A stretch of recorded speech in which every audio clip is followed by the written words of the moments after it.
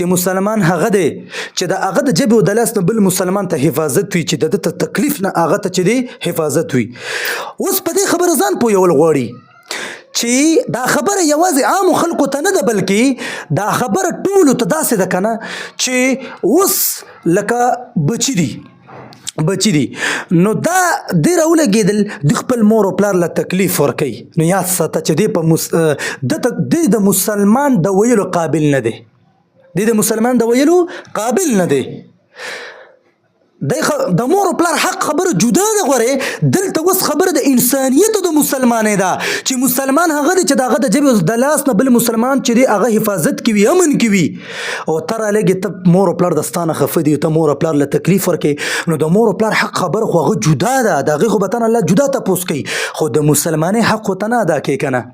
نو راځه دا بل رخ هم درته ویم.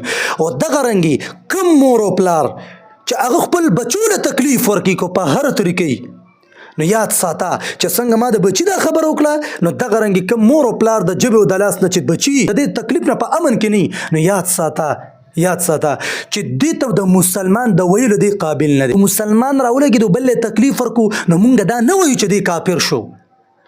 یو مفتی به دا فتوا چیرې مونه لګي چې دا کافر شو بلکې یو دی به وایي چې دی د مسلمان د ویلو قابل نه دی. مفت شیخ الاسلام حضرت مولانا مفتی تقی عثماني صاحب فرمایي چې یو کس راولګي او هغه دا یعنې مونځونه کوي چې مونځونه کوي نو اوس چې دی مونځ نه کوي نو د مونځ د نه کولو مونږ دته نه وایو چې دا کافر شو خو چونکې مونږ وایو چې د یعنې دی د مسلمانۍ هغه کار نه کوي نو مونږ وایو چې دی د مسلمانۍ یعنې دته د مسلمان ویلو دی قابل نه دی.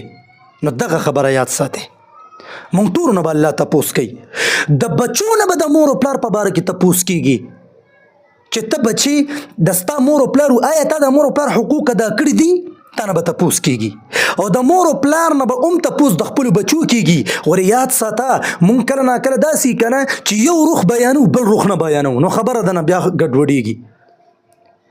د مور او پلار یو ډېر لوی حق دی او ډېر لوی فضایل راغلي دي. قرآن کې ذکر شوی دی احادیثو کې ذکر راغلی دی خو یاد ساته کو چېرې ته بار ذکر دا کې او هلته د بچو هغه حق نه بیانې نو بیا دلته چې دی دا مشران خپل هغه خبرې مهیته کوي او د بچو سره ظلم کوي.